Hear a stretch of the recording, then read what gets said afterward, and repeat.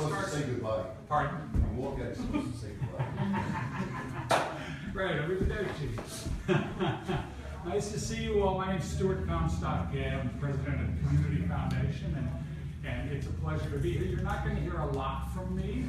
I'm just going to say a few words to get us started and to welcome you all, and we've got a number of other folks who are going to be talking about this. This grant workshop is actually something new for DCF as DCF. Some programs that are affiliated with us, like Fund for Women, have done many of these, but we have not as DCF or our discretionary funds.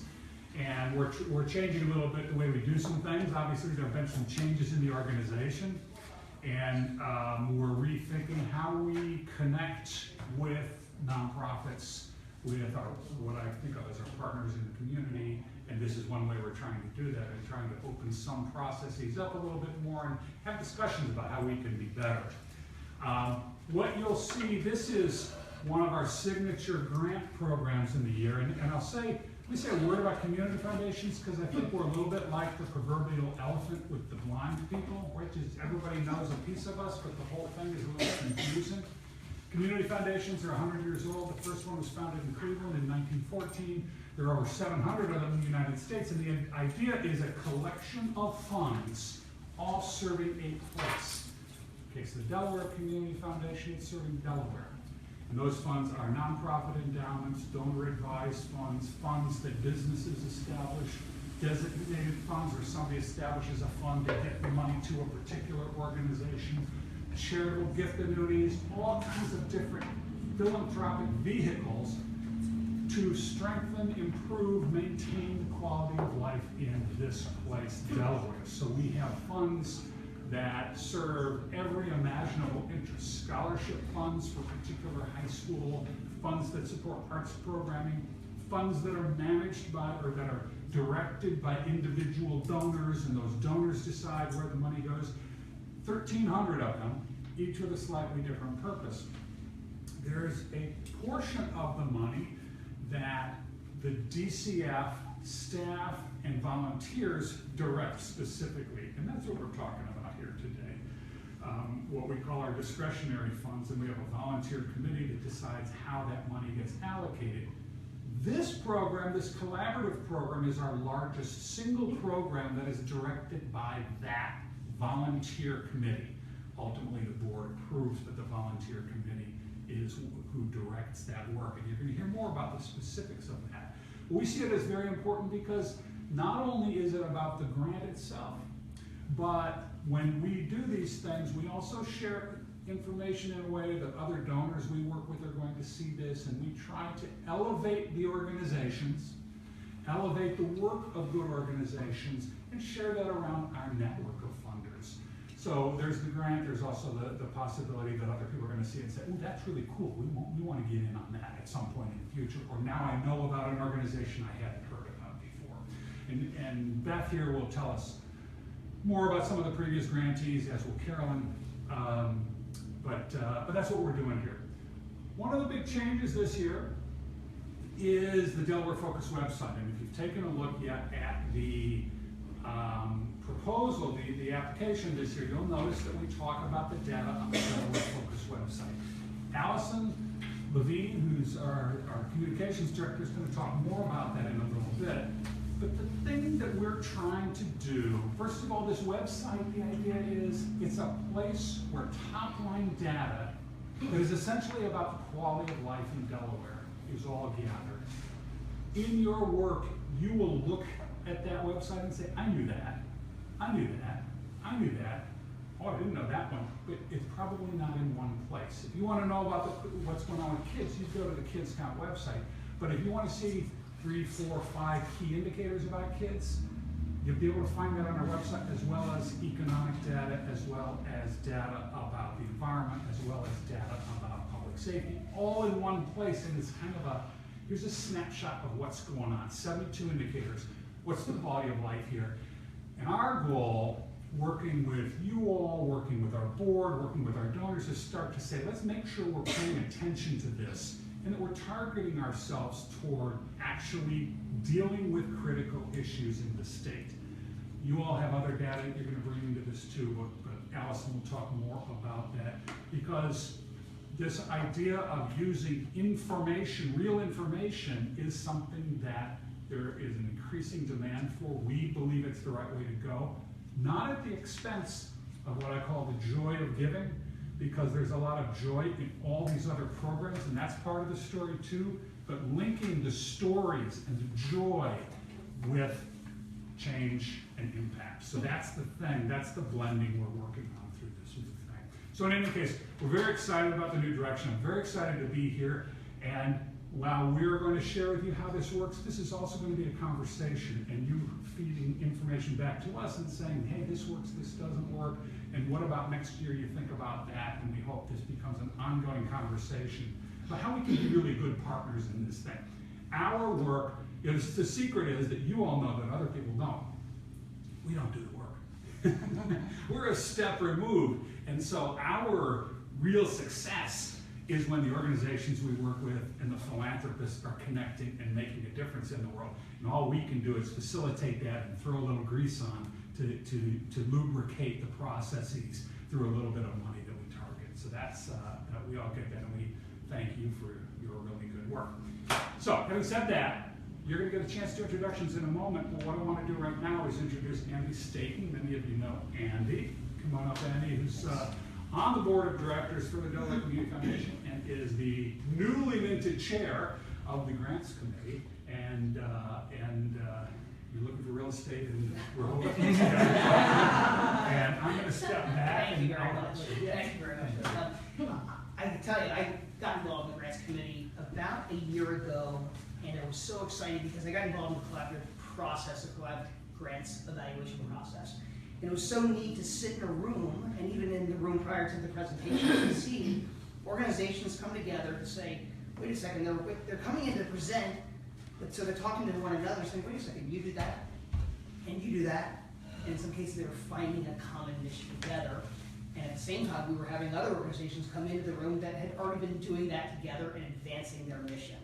And so while they're still doing some things differently and some things differently, they found through the collaboration process they're actually having a significant impact. So I was really excited when I went on to the grants committee, and then of course asked to take on the chairperson for this year, and I'm excited to be here. So given the conversation about collaboration, it's probably important to try to introduce everybody here and what organization you represent. So actually, if you want to start. Everybody knows you. I'm Carolyn Bray from DCF. I sit on the Grants Review Committee. I'm Cecilia Rosemolsky, and I'm from the MOT, that's Middletown, Odessa, Townsend Senior Center. And we work not just with seniors, but with other community groups as well. Great. I'm Jessica Clark. I represent the Way Home Incorporated, which is a non-denominational ministry assisting prisoners as they exit prisons and re-enter society.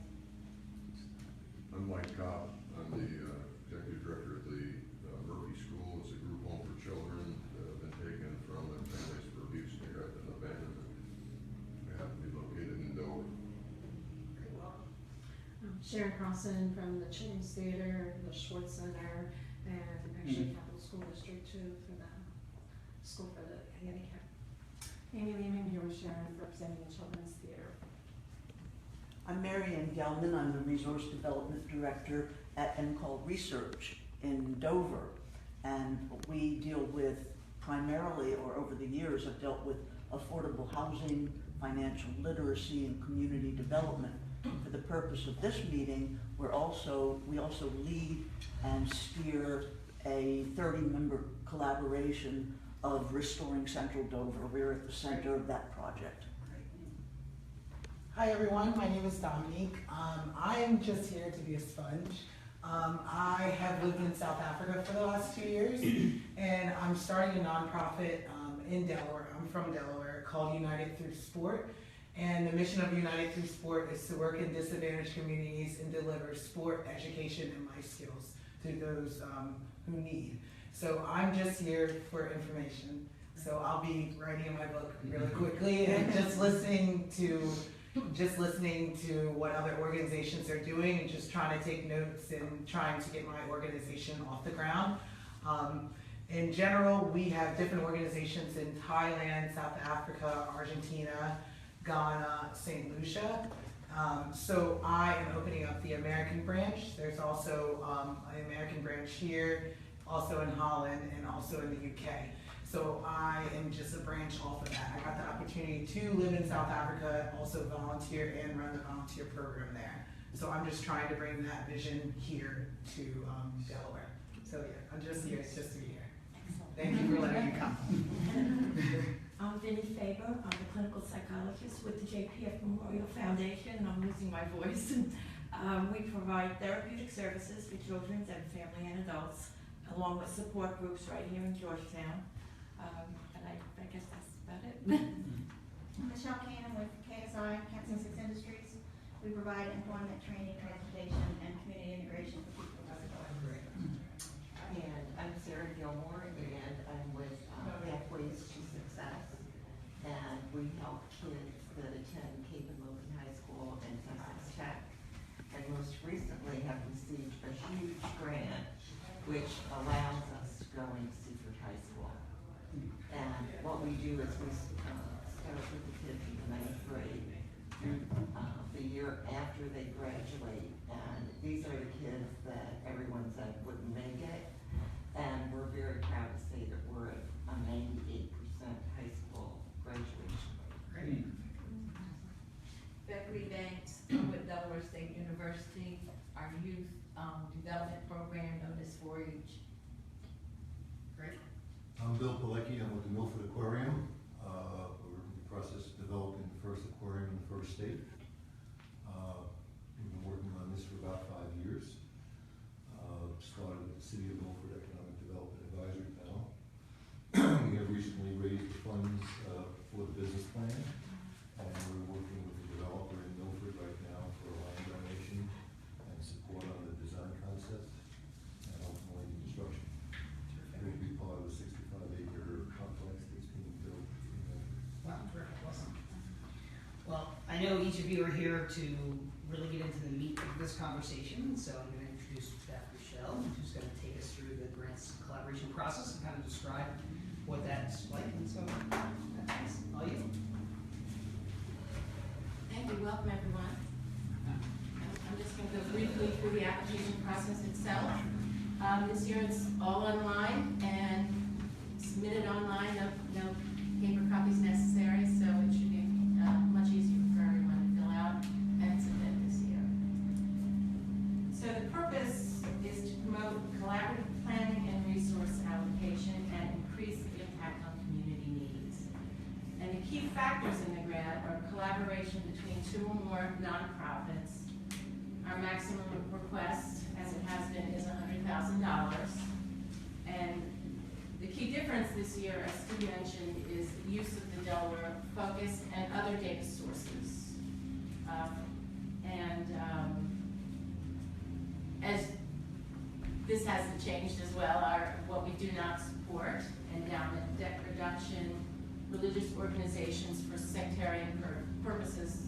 What I usually say are stained glass windows and pews. You know, if it's a church-sponsored, you know, soup kitchen, homeless shelter, that sort of thing, that's certainly acceptable. Annual fundraising campaigns, general operating, projects completed before the date of grant approval, which would be January 31st, 2017. Sports clubs or leagues, individuals. Now that doesn't mean you can't partner with a school. That would be acceptable, and of course capital campaigns, because this is not a capital grants program. We do have capital grants later in the year that will be available, but this is a program grant program.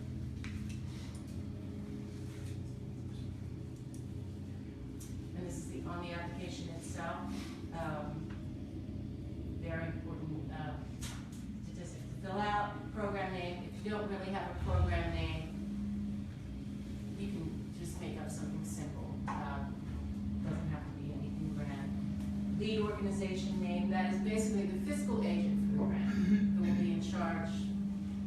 There has to be one lead agency for the program or project. Contact person and title. This is very important. This is the person that I will be in in contact with, or members of the grants committee if we have any questions or issues. If this person changes, leaves the organization, or is moved to a different position in the organization, please let us know, you know, at your earliest convenience. Address, federal employment, employer identification number, also very important. Telephone, email, very important as well. Program budget, whatever the program is going to cost, and this would be your initial cost for the first year. Amount requested, again, maximum 100,000. County served, it can be one county, it can be all, however, we're funding the program in one county. Program start date, also very important.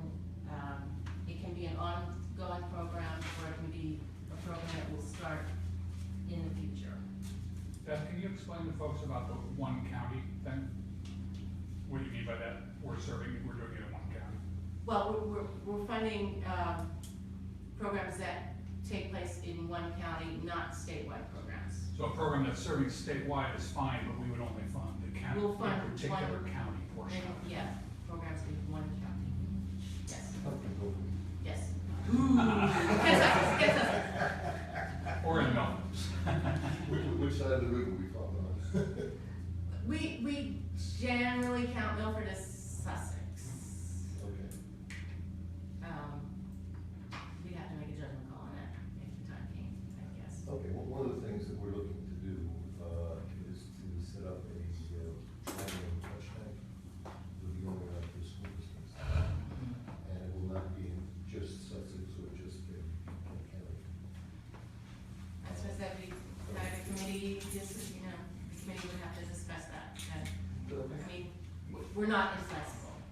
Okay, I mean, just. Would you say, Carolyn? Milford is your. I don't think so, we're inflexible. What do you think, Andy, you agree? Yeah, I We agree. wouldn't be, you know, Right, you just explain, explain the project. yeah, and I think we could. If you know Milford, then right down the middle. Right, like, As I understand it, you're going to fund where this is going to happen in one county. yeah. Actually, Well, I think I just got some clarity on this, which I was less clear about. It formerly was it had to be statewide. correct. Now A few it years can be one county, but if it is a couple counties, if it's all, that's okay. Yes. Am I right that that's where the committee went with this? Yeah. I'm really not sure about that, but that sounds fair. Yeah, I mean, it can be a statewide program, but we're just, It has to be, but it can be focused in one county. yes, that, I mean, That's we the changed it distinction. I back misunderstood what we so had. that an organization that only operates in one county would have, So opportunity. Milford would be fine. absolutely, absolutely. The question was, if you had to collaborate between two organizations, one happened to be in Sussex County, but the focus was gonna end up being in Kent County. I mean, some grants say you can't do that because you don't have both in the same county. And so that's not.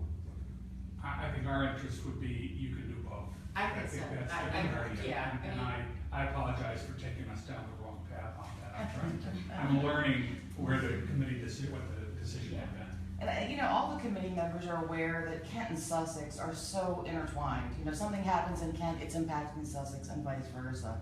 So I don't think that's gonna be an issue. I mean, the committee is very flexible and very well informed about the demographics. So if you have a statewide nonprofit, can you click all three of those boxes? Yes. But program will is actually organized in Sussex? Yeah. Okay.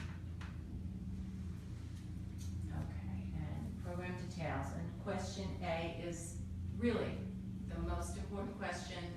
You have the equivalent of 2 pages, and it's DCF's goal is to fund collaborative efforts that will benefit residents. Briefly describe your program, be sure to include quantitative and qualitative measurements, and address objectives, strategies, target population, program locations, program start date, anticipated benefit to the community. So your objectives, what are you trying to accomplish and why? strategies, how do you plan to achieve your objectives, target population, who are you trying to help in the community, program locations, where will it take place, program start date, when is your start date for the project and or phases of the project, and benefit, how will your program make an impact on Delaware communities. So this is basically, you know, your opportunity to explain your, so I would say this is really your chance, you know, And I think to after make your point. Beth is done and Allison is done, we may end up coming back to this, because Sure. I mean, we assume you all have a lot of questions from Carolyn. Yeah, at the end of about this. the presentations, we'll have a general Q&A. And question B, list the nonprofit agencies with whom you'll be collaborating. What role will each organization play? And you'll have the equivalent of one single page for this. And I would say this is the second most important question that you'll have to answer. Process of your collaboration. This would address both the quality, how will you decide if the collaboration is a success, and the program impact, how will you measure whether the program had community impact. And you'll have 1,500 characters, 3,000 characters for the first, and 1,500 characters for question C. Funding and sustainability, how will DCF funds be used? And this will reflect what you see later, what you'll have in your program budget. Make sure that they match, make sure what's ever in your budget is in question B. What is the sustainability plan? And if it is your intention that this program will continue after the grant period, what is your sustainability plan? And you'll have 1/2 page for that as well. Question F is other funding sources. List the funding sources that you've already received, funding sources that you've applied for, grants in kind, donations, loans, pending applications, and expected date of notification of grants being applied for. Oh, hold on, sorry. What did that say?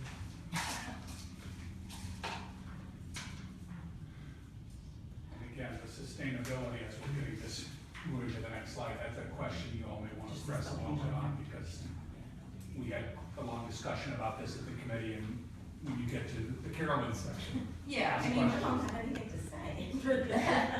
No, I mean, we would prefer sustainable programs, but we'll also consider projects that will make a meaningful difference during the funding period, only during the funding period.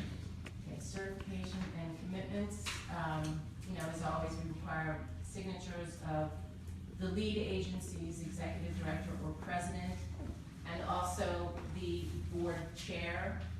And this is something new, and it's very important. Letters of commitment from each partner agency.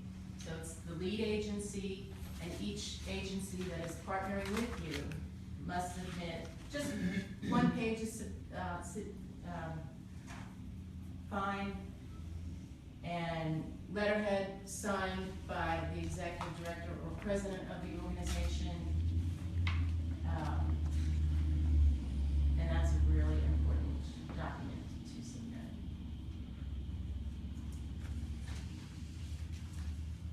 Documentation, budget for the collaborative project submitted by the lead agency. Most recent annual budget and balance sheet also by the lead agency. Again, new this year, biographies of key staff members implementing the program, each partner agency. And it doesn't have to be long, you know, 1 paragraph, and just the key members, the people that are leading the program. Board of directors list with affiliations, we just need that from the lead agency. And then 501c3 determination letters, each partner agency. If you're partnering with a school, it can be the equivalent of a 501c3 letter.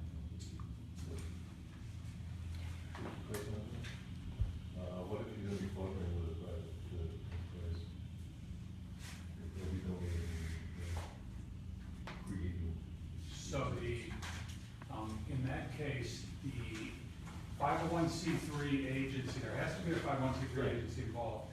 The 501c3 agency is going to be responsible that the monies are spent for charitable purposes and not for for-profit purposes. Our money can't be used for We have a for-profit. private, operation that's going to be in part donating to us, Yeah. but in part passing on their costs to create. So there'd be a contractor, is that what you're saying? They're a contractor to the program. So that would not be the collaborative partner we're looking for in this. They would be a contractor, and that's appropriate. Okay. I would be inclined in that case, if they're contributing goods or services, Right. to include them as a funder, right? Because that's the private thing, providing funder, here's who we're going to contract with. Okay. So that's the application itself. I wanted to briefly run down some of the projects we've funded in the past. We've been doing this for 10 years now. The first project we funded was the Delaware Aging Network, which was a statewide pilot project to coordinate service delivery among agencies serving senior citizens. Celia, you might know a little bit about that. Lead agencies were Jewish Family Services in Newcastle County, Bible Maturity Center in Kent County, and the Cheer Center in Sussex. Since then, we've funded other successful collaborations such as the Domestic Hunger Coalition led by the Food Bank of Delaware, Stewards of Children, a sexual abuse prevention initiative led by the YMCA, Stand By Me Financial Empowerment Program led by the United Way, and in 2015 and 2016, we funded the Sussex County Coalition with La Red as the lead agency in collaboration with ACE Peer Resource Center and TAP Faith, which expanded healthcare services to the homeless population of Sussex County. So you can see those are some of the topics we've covered, and subjects we've been interested in funding in the past, and things that you might want to consider. Now I'm going to introduce Allison Levine, who will speak about Delaware Focus. Hello, I get the fun part. Maybe I can just take that. Thank you.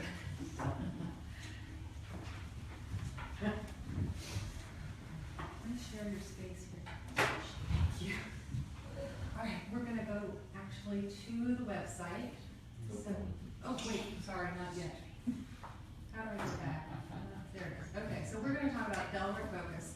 This is an initiative that we launched last year in October 2015.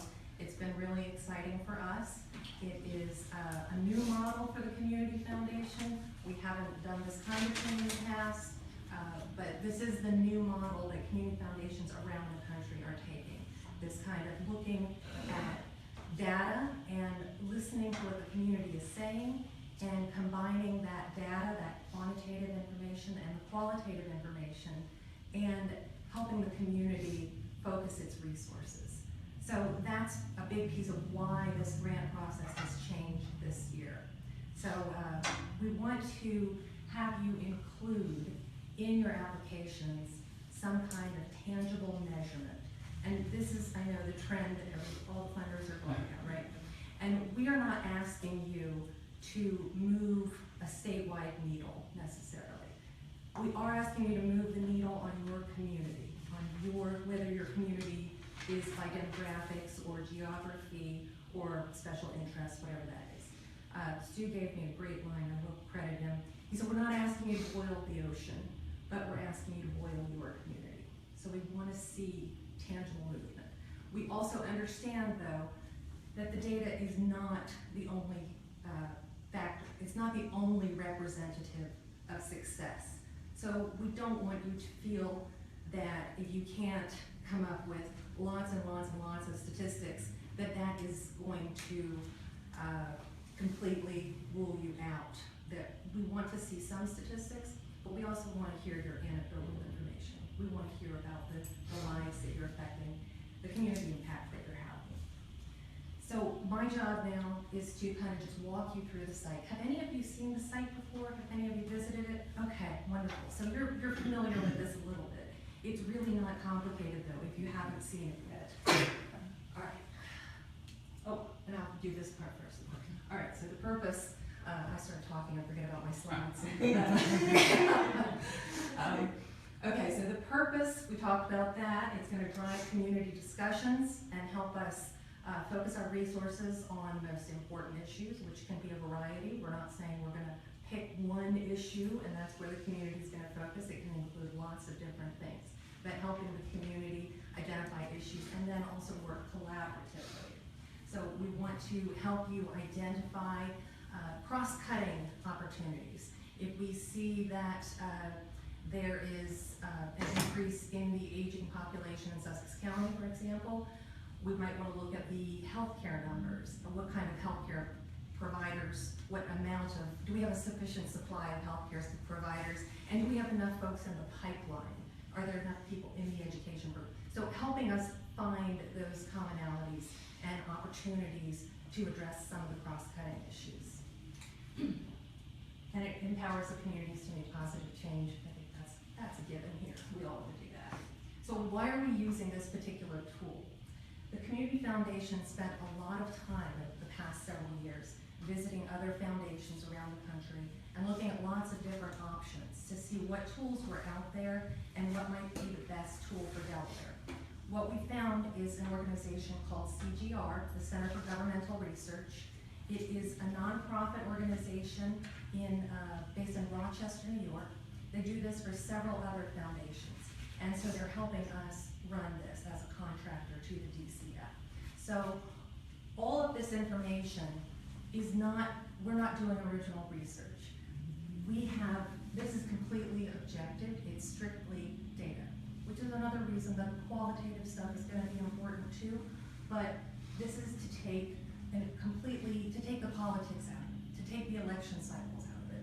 You know, if one governor is particularly interested in teen pregnancy, maybe we're going to see that focus for 4 years and then it's going to go away. And we're going to focus on childhood literacy instead.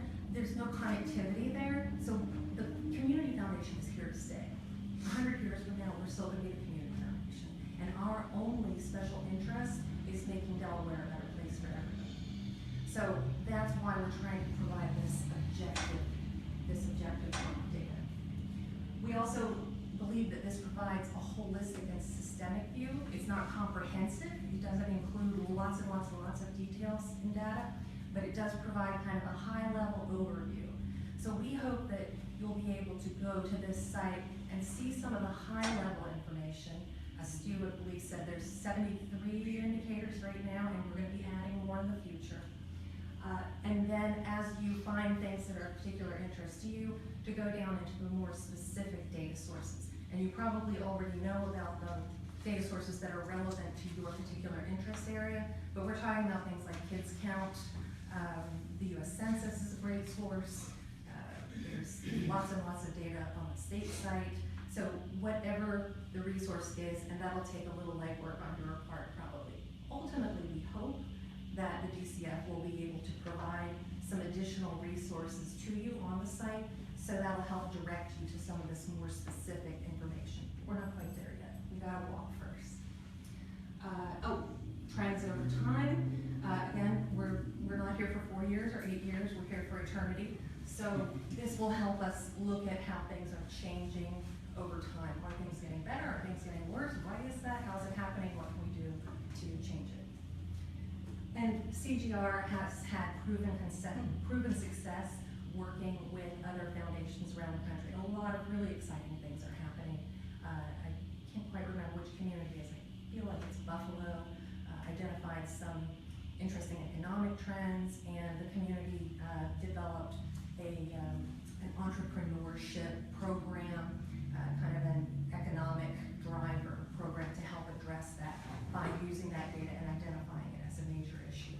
So we don't know yet what the issues are going to be for Delaware, but we're going to try to use the data to help figure that out together.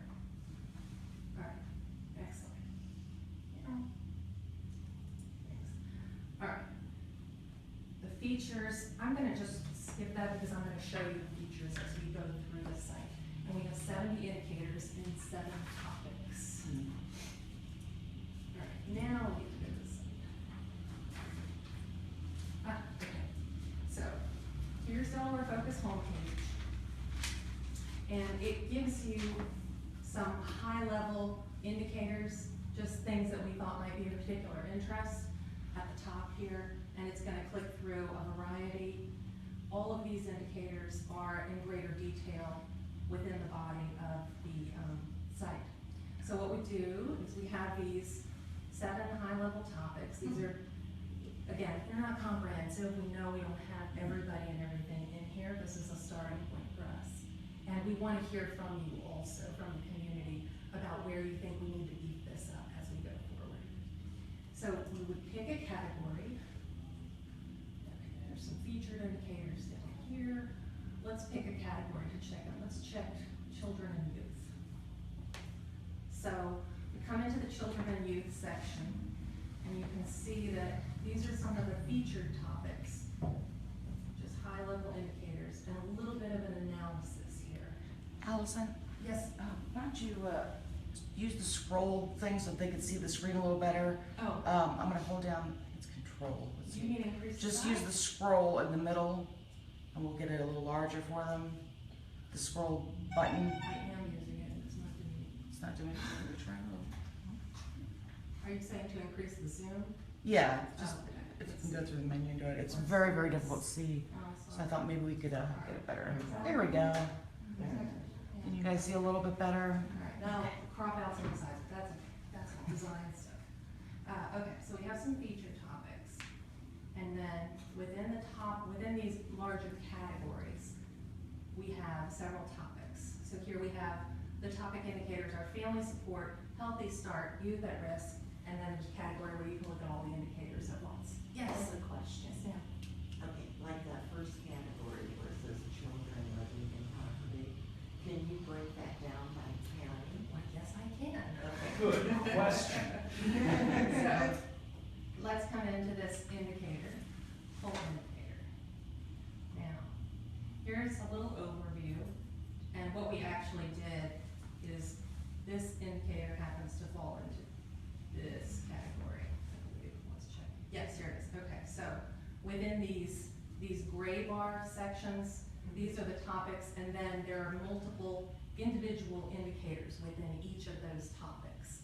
So what we just did, by going a different way, was click on this children living in poverty. So within the children living in poverty, we have 4 different ways of presenting the information. Not every one of the indicators is exactly the same. Some of them have maps, some of them don't. Some of them you can get down into more detail. Part of that is because of the availability of data. If we don't have really accurate data that is going to be available on a regular basis so that we can look at trends, we're not ready to present that. So we want information that is being updated on a regular basis. So some of them have a little more than others. This one I think has everything. Okay. So we have an analysis, which is sort of just a narrative overview, very straightforward. We have it presented in charts. Now these charts, I just love these. These are the coolest things. If you are interested in just looking at what's going on in Dover, you can unclick all of these things. And there is, oh, look, I missed Sussex. Okay, so there's just Dover. Now, if we want to look at how Dover's doing in comparison to Kent County as a whole, we can do that. So now we have a really clear, easy comparison. If we want to look how it's doing Kent and Dover, now we can see, here's Delaware. This is 12% of children under 18 living in poverty in the state. This is, I'm looking at the year 2000. Then we have in Kent County, it's higher, the average is 15%, and in Dover specifically, it's 20%. And you can see by looking over here at, this is representing the change between 2010 and 2014. Is that correct, Deb? It's the change, right? This particular. When it says 2000 to 2014, it'll tell you about the heading on the chart. I can't see it. It's children living in poverty. Oh. So that's the percent at that time period. It's not the change. Okay, sorry, pardon me. All right, so you can see 17, 20%, and 33%. So this gives you a really good, clear visual of how people are doing, how different areas are doing in comparison to the state and other communities. Yes? When you're doing that, we can't see. Oh, I'm sorry. I know I got a lot of hair. Okay. So then we can also look at the national figures. And I'm gonna take Kent and Dover off for a minute. Am I still in the way? That's bad. Okay, I'll get down here. We can also look, we have some comparison communities here. This is Jacksonville, Florida. I'm gonna take US off just so it's clear. Okay, so here's Delaware. Here's Jacksonville, Florida. Here is Rhode Island. And here is Richmond, Virginia. So the reason that we chose these communities as comparison communities is based on several different factors, things like population, amenities, geographic configuration, all different kinds of things. Of course, they're not perfect comparison. This is what CGR recommends as a comparison studies for most organizations like us. Yes, ma'am. When you first rolled this out last year, housing was not a focus area that you had in here. Has that changed? I think housing is in quality of life. Is that? Mm-hmm. Let's see. It's not a high level, it's Mhm. buried within. It's Oh, a fair We question. have housing affordability, that's Yes. what's included. Okay. Equality. So here in housing, we have homeownership rates, median home value, housing affordability for homeowners, affordability of rent, and homelessness. So again, we can do a lot more, but this is a start. Wouldn't that to be broken down by county? Yes, yes. Now, Yes, please. so the Boston Foundation's been doing this for 10, 15 years. They've got over 350 indicators now. I would anticipate that our indicators are gonna grow, the number of them. And so for instance, in housing, NCAL knows a lot about this. And we're gonna be looking for advice from folks like you. We did what we thought, based on interviews conducted in 2014 and 15, these were the indicators people said. But you may say, the indicator we look at NCAL is this, and it's regularly updated by a HUD or somebody. That would be really useful, and we want to hear that because it needs to relate to what people in housing are doing and how you're measuring your work, as well as what national academics and all are looking at too. So that's a helpful exchange we need to keep that. Great, thank you. And I would say, we're looking, let me just give an example of that. We're talking to DENREC right now about, I'm obsessed about a water quality indicator. As, say, if you're talking about the environment, that's the indicator at some level that people really care about, is my water safe to drink? And safe to farm with, and safe to blah, blah, blah. And it also is something that at some level within the state we can have some impact on, right? So, but it's a terribly complicated indicator because all the different kinds of contaminants and the different kinds of water systems in different parts of the state, and so they don't have one. We're talking to national folks on how do you create that. So that at some point that will be a new indicator for us, but we haven't figured that out yet. We're in discussion with experts about how to create the right thing. That's just as an example. I'm just gonna pop back to the indicator we were just looking at so that so I can keep showing you kind of in apples to apples. All right, so we looked at the charts, and we can also look at this data as tables. And here you go, breaking it down into counties. And in some cases, we're able to break down the county even further into smaller divisions. So in Newcastle County, we have information for Bear, Claymont, Glasgow, Pocos and Middletown, Newark, Newcastle, Pike Creek, Smyrna, Wilmington. Again, we don't have this level of detail for all of the indicators, but we do have it for quite a few. And we do have it here for Kent, Camden, Dover, Felton, Harrington, Milford. And we have it for Sussex also.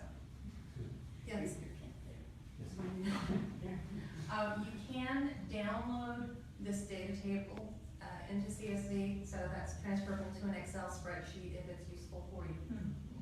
And these, the charts and the maps and everything, we welcome you to replicate them, use them, get a screenshot, use it when you are making your case to funders, when you're presenting information to the community. Please use it.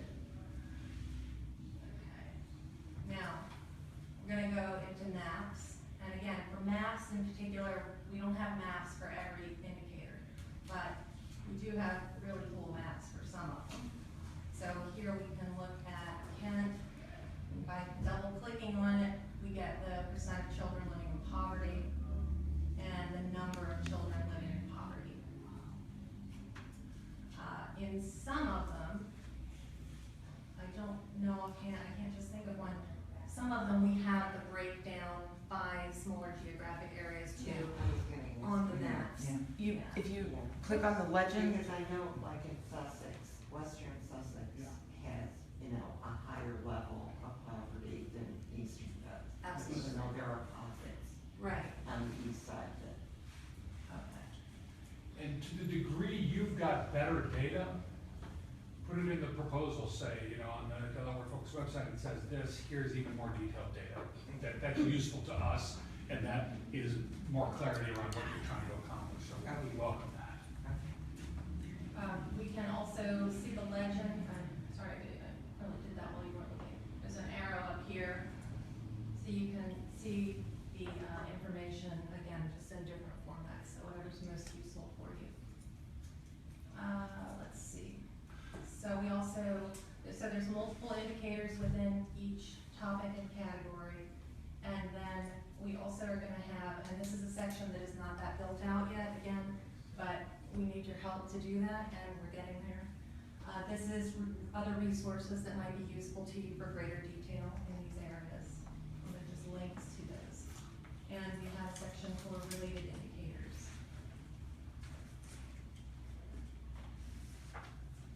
We can also look at the data by dashboards.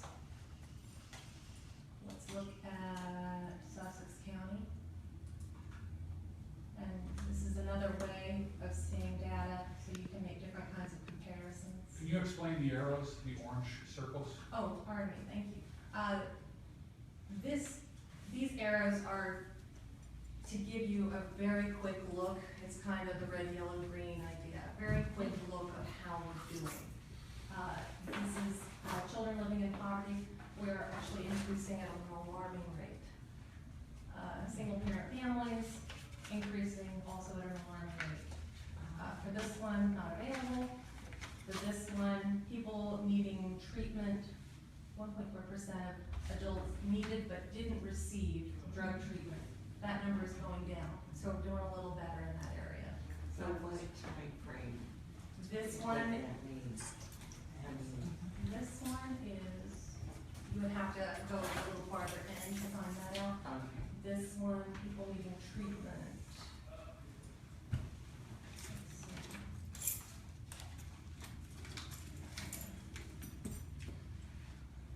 Now this one says unchanged. 2010, 2012. Okay, so 2010 to 2012. Okay. And then this is 2008, 2010. So I'm not sure why that says unchanged, because I would think it would be consistent with the other arrow, wouldn't it? I'm asking Deb. What are you referring to? You This, mean as far as the? People needing treatment, Mhm. the high level arrow says unchanged. And then when we look back at the indicator, it says people needing treatment decreasing. Is it on the screen? This is on the dashboard, it's, I know. Oh, there we go. yeah, Decreasing, are you looking at a specific county? I'm looking at this Yeah, one. that's, because you're looking at the dashboard, it's a specific county. Okay. The other charts are showing, you know, the overall statewide. Right, okay, thank you. So there isn't, like, a specific time frame for Sussex? There's not a It's uniform just- timeframe across, it's whatever data we were able to get together for that indicator. Okay. Well, if you're looking at the Sussex dashboard right now, it should tell you the range of years that they're looking at for change. Does it say right underneath? It doesn't say 1.4? that specific indicator, you know, it says it for every other one. But not that one. Yeah, I wanna say it was 2000 to 2014, but, you know, if you look at the actual indicator itself within the topic, you can see all the details. well, let's see if we can figure it out then, right, because. Yeah, if you go in there. Full indicator.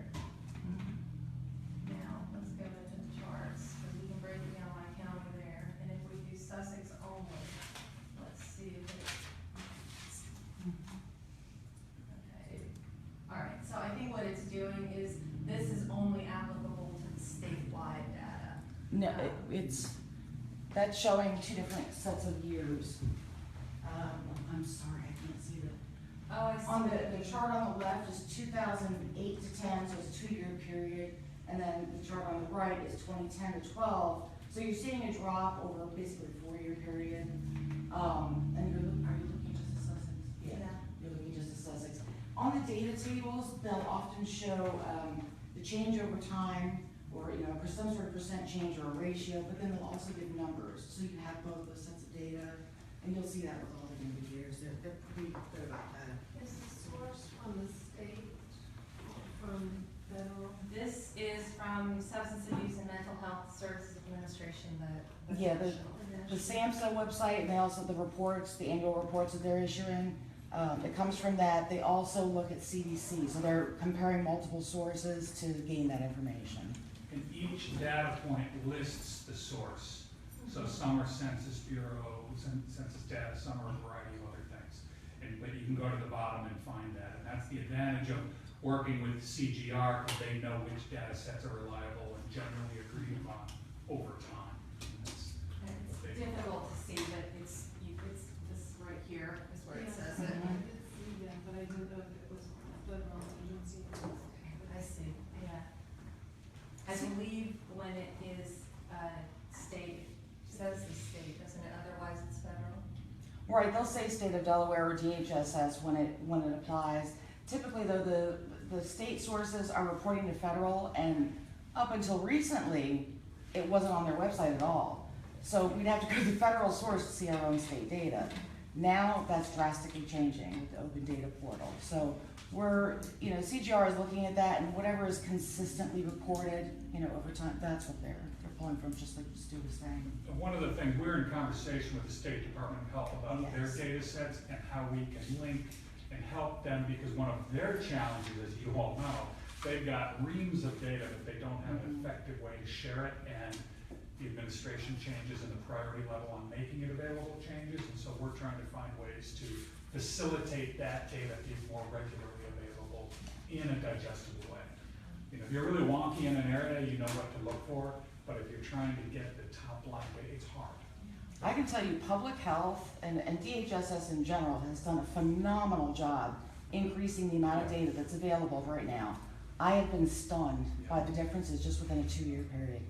It's amazing. So really take, just browse around the sites. It changes every day, it seems like. A lot of information. Yes, ma'am. That ties into actually a question that I have.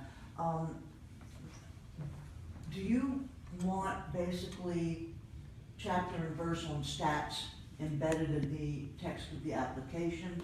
I'm really interested in the emerging field of data visualization. Is there a way to attach, embed something more graphic, more illustrative, more compelling? That's a really good idea. I had not thought of that. I think we can add that. So let me go back and look at the actual application, because I'm pretty sure we can do that. Because they're emailing it, if they include a Word document, Not emailing it though. Yeah, Click to submit.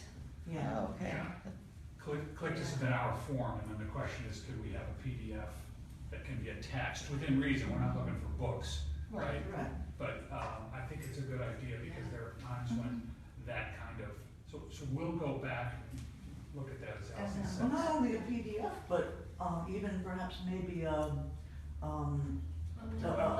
video or a play something, or. Well, you can certainly, that would be a really easy way to do it, would be to put a link, because you can include a link in the narrative. Outstanding. But I think we should add something so you can submit it directly too. That's a really good idea. Yeah, and I'm pretty sure we can do that. I have to go back and look at the technology. Right.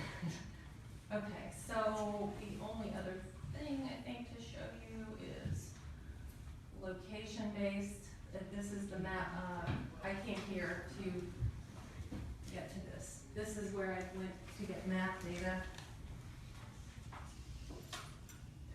And you can look. Because like we said, not everything has a map, but these are have a map in place for you. What I'm doing to enlarge the site, the visual, even though I didn't intend to do it, was you can use these here. And that's here's where I'm doing that. So, okay, I think I have run through everything I can think of. Deb, am I missing anything? If you zoom in, I just want them to see why we find these maps so fascinating. I don't know how many of you have gotten the chance to look at these.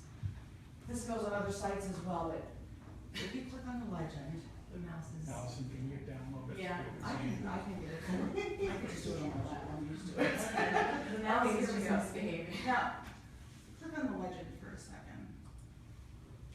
Okay, zoom back out. I just want to show the difference of what we're talking about. Right now we're looking at single-parent families, the percent of single-parent families in an area. Now if you look, Sussex is the darkest, that's 40 to 42%. And then we got 37 to 40, 36 to 37. So we're looking at a very small range between the counties. Now when we zoom in, zoom into Sussex, for instance. Now you start to see the real difference. Look, this would be around, I think this is around Seaford here, you know, and so forth.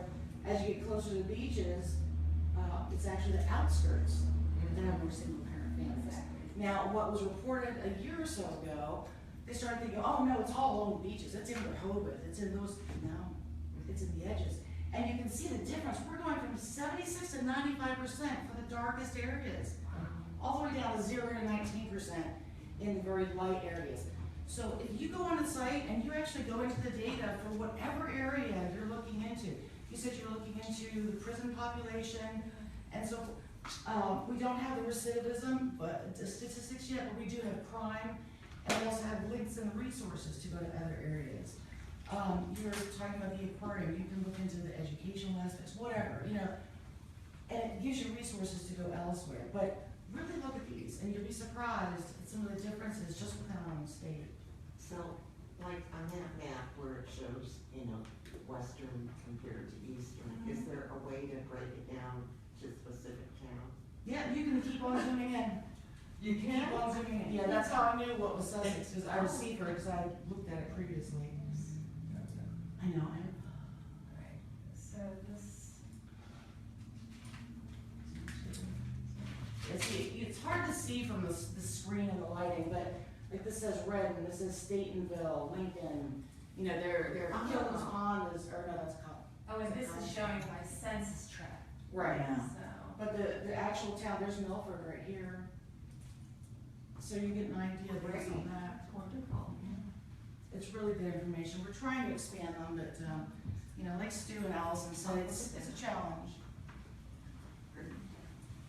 Now, and this, I didn't notice this before, it has 2 windows here, so there's additional information. So Allison, why don't you're done with this I portion? think I'm done, and, And I'll flip back to the everyone and presentation. Carolyn, is Carolyn? Were there any questions that you Would want to they- take right now before people Sure. forgot? Anything particular about the site, Delaware Focus, that I can answer for you? How many people have been on it already? Because these applications are due in, what, 2 weeks? Yes, 30. So how many? Well, if you think of anything specific you'd like to ask, Deb is really the resident I just expert. have one question. Why are these other, like, states? I mean, why are they comparing Delaware with other states? I mean, We I'm are just trying to think from a grant perspective, not necessarily this one, but to use the data, I mean, why would I want to compare myself with Tallahassee? I believe it's primarily because of the size of the community in a lot of cases. We do compare to Rhode Island, though, I believe, on some of them. It's just about, it's like getting a feel for where we stand. So we've got state, we can compare with ourselves, we compare nationally, and then in the process, there's value in saying, what are some similarly situated areas? And there's not a perfect match, but kind of in aggregate, Rochester, Jacksonville, and Rhode Island, or it's not Rochester, it's Richmond. Richmond, Jacksonville, and Rhode Island each one has a set of similar characteristics, and it's just a way of saying, so how are they doing better? In Rhode Island, it's a state, that's why Rhode Island is in. But they've got a bigger city, but they've got some similarities around questions of diversity, and they've got some rural areas, even in their tiny little state. Jacksonville, for whatever reasons, what did I say, Richmond? Jacksonville. So you might think, No, like, but Richmond, you might think Virginia 90% Right. poverty. Richmond, Virginia. Poverty is extremely high, but then when you look at similar areas around the country, 13%, 37%, whatever, you might say, well, wait a second, it's not so bad. And if you look at Richmond, for instance, their poverty rate shot up. So what happened there? What did they do wrong? Right.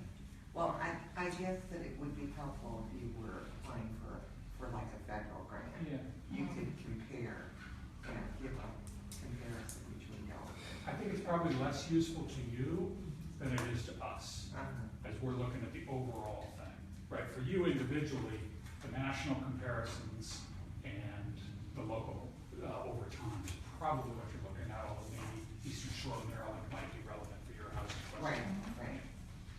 A good example is the prison system. If you're a small state like Delaware and you wanted to know suicide rate in prison systems, you would look at other small states to compare your suicide rate with Yeah, because you hear a percent, how do you know if it's good or bad? Right. You know, 12% in poverty level sounds pretty bad to me, but then you look at other states at 30% and you go, whoa, you know, that, especially if there's similar areas. But those other states, if they're big, you Right. know, the Exactly. ratio is not the same. Right, so we have to look at similar populations, and like you said, it's all about, you know, comparing the similar And areas. for the national data is a little misleading, right?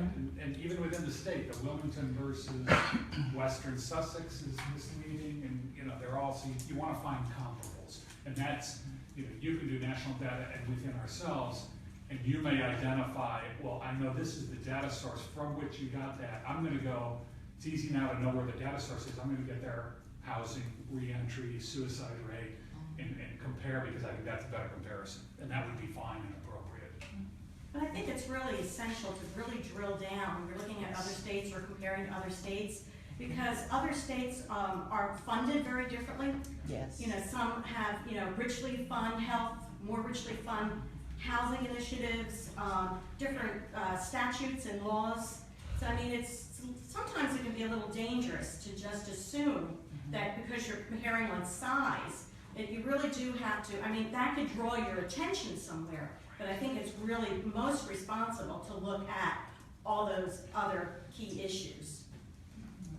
I just want to let you know, all of this is on the DCF website, the rubric, we have an FAQ, the PowerPoint presentation, and we're actually live streaming on Facebook, so if you want to go back and listen to me talk again, you can go back on our Facebook page and see that. Thanks, and Carol. Yes, sir. When do you think your decision will be made on these grants? That is Beth. January. January 31st. Yeah, well, that was funding. Well, hello, I'm Carolyn, and I've participated on the grant review committee for DCF about 5 or 6 years now, I think. Wow. It's really fun. And I promise that my presentation will be less than 1,500 characters, because I know the program's supposed to end at 10, so I'll be relatively fast.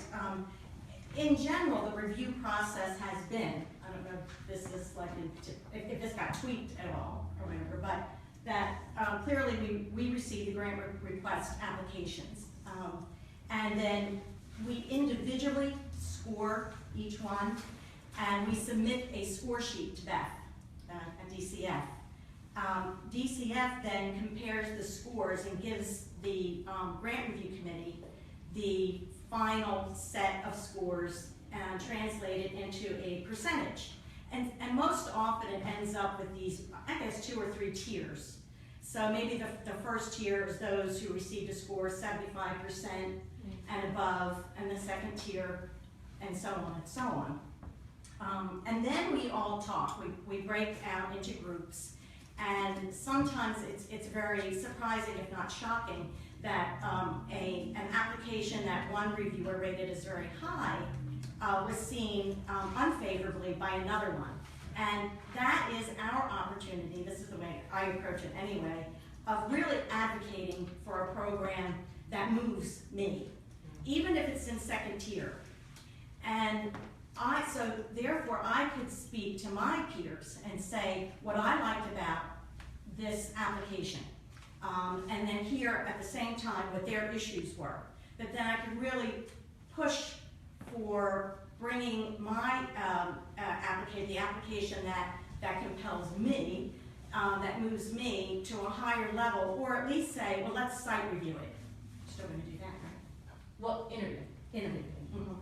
And so really changes can be made. I mean, a second tier program can move up into a first tier if you're convincing enough, and if the application is a sound application. So I think everything I'm going to talk about now, I think keep in your mind that if your application scored second tier, a little lower, you know, when we do a second look, this will probably help you, although it may not be within the minimum requirements. It's like it's worth going that extra step to really convince a reviewer that you have a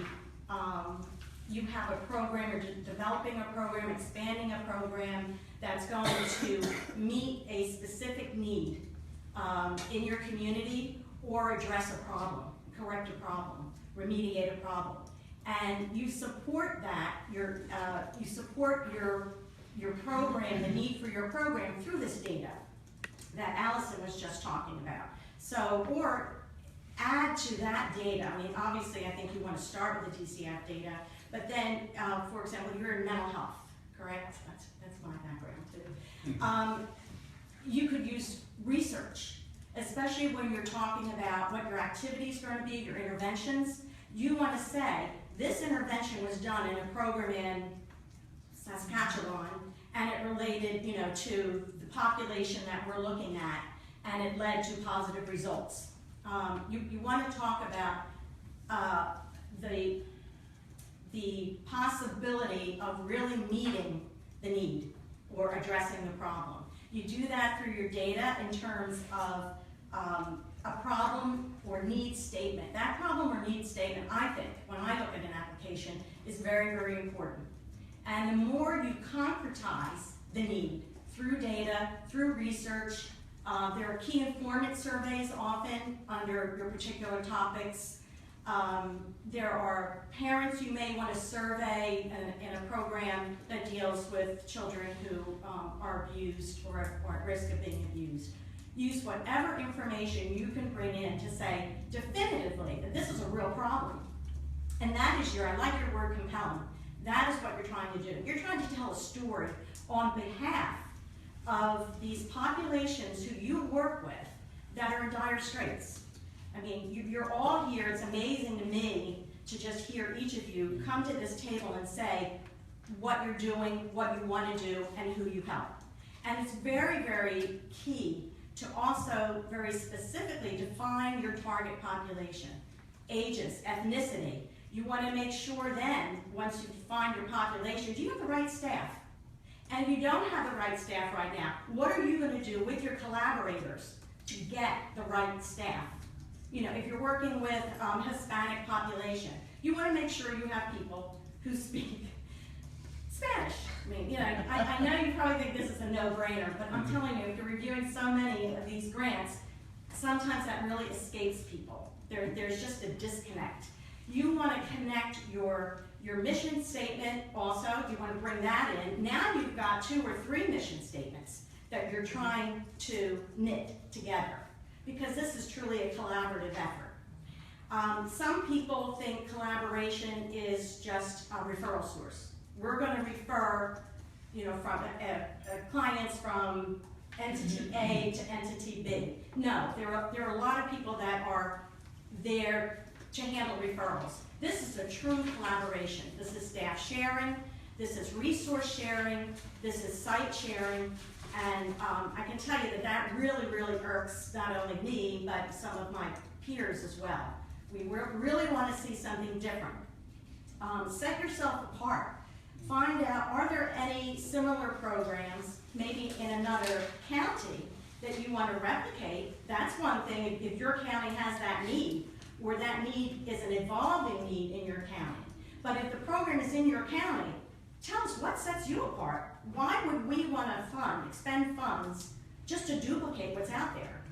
There are so many emerging issues and problems, far too many for us to address. But to me, it's all lifting the human spirit, and I think that's inevitably what we're looking for. But you have to have a roadmap, and you have to show us the terrain. It's not where you're going. How are you going to get there? Because you're working with very, very difficult populations. It's almost, sometimes I look at these things like a strategic plan, that whole SWOT. The strengths, the weaknesses of maybe your county or your collaborators. Maybe you have a deficit in an area, and be honest about it. That can be filled or addressed or improved by your collaborator. Tell us that, but please make everything measurable. You need to find out, did I arrive? I mean, you can't, if you don't know, you don't have numbers, there's no way of knowing whether you succeeded or not. I know a lot of people say, we'll do a survey and, we want 35 children to be happy. I mean, no, you have to really concretize these things. And we get it a lot. And it's from agencies that I know do wonderful, wonderful work. But we are, at the end of the day, stewards of these funds, these charitable funds. And if you don't know, you can't tell us how you're going to how you know that you've arrived. I don't want to give you money. I think that's irresponsible. I don't think I could do that. It would upset me. The other thing I notice is your different life cycles in your organization. Some of you, you're more of a neophyte or a beginner, right? You are more of a neophyte or a beginner. And so that's important. Know where you're starting to know how far you could realistically go. Make it achievable, make it realistic. I'm sure you've heard all this terminology. It never goes out of style. And make your case very succinctly. And I think maybe this the submission online will help in that as well. I think so. Clarity is important. Impact, which Beth had mentioned. Feasibility. Under evaluation, what measurable changes are you looking for? What measurable changes will this collaboration produce? What do you expect? What data will you be collecting? I'm sure some of the agencies don't have people who have experience in evaluation methodologies, but it might help just to maybe get someone on your board who is, because the evaluation is really the backbone, I think. And you really have to know about measurements. And you could do your research, and in psychology, for example, there are a lot of tools available, measurement tools, that you could use or adopt. And I'm sure each of you probably are very familiar with your own industry, so to speak, and the tools that are there.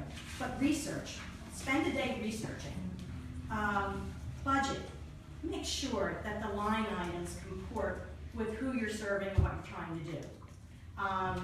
You have a line item that's out of whack, it's really high, we'll give a second or a third look at that, scratch our heads, but maybe you have justification for that. For example, health. Telehealth isn't cheap necessarily, but I think it can be very effective, and we're talking about effectiveness. Sustainability, I think Beth mentioned that as well, but also scalability. Maybe you could do a collaborative program that another county could use and replicate. And then that is a form of sustainability. You keep it going and you keep giving. Spell check. I will confess, I do write grants. It's a hobby. So it's really important. I work on my own, but when I'm working on a grant, I'll get somebody who may know the subject matter, who may not. Let them read it.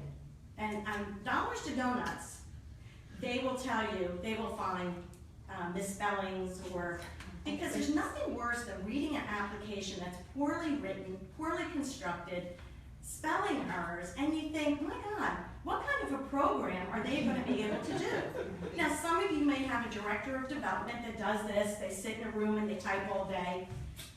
That you can tell in the writing, right? You're shaking your head, right? You can tell that. It doesn't take many years of looking at this stuff or writing yourself. When you're collaborating, get a work group.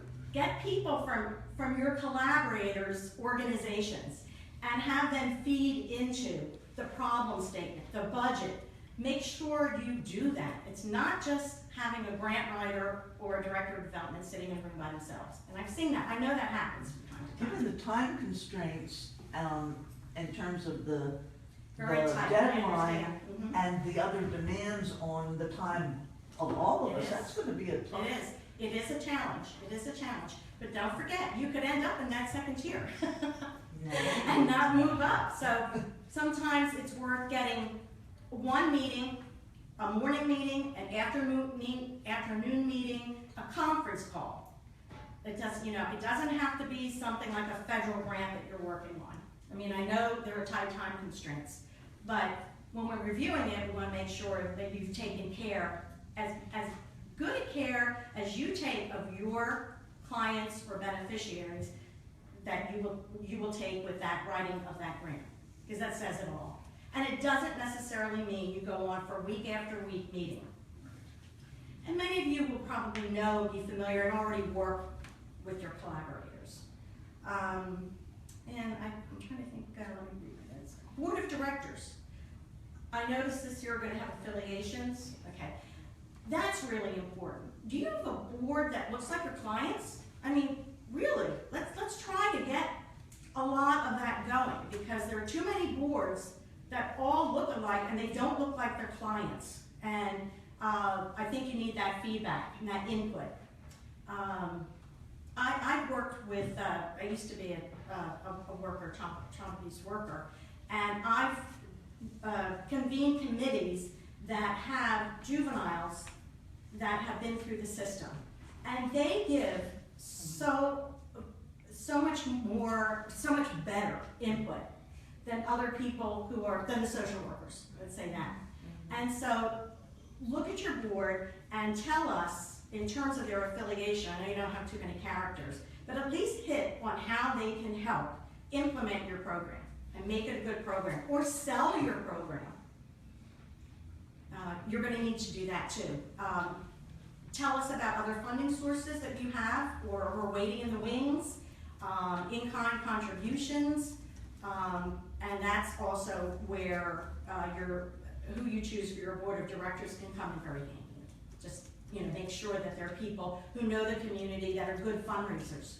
Fundraisers are great to have on your board as well, as long as there is a balance and you have people who understand the population, who are part of the population.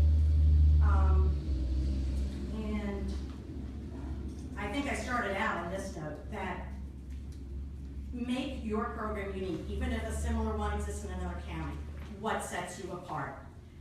And maybe even start there. And that's it. That's it. I know you.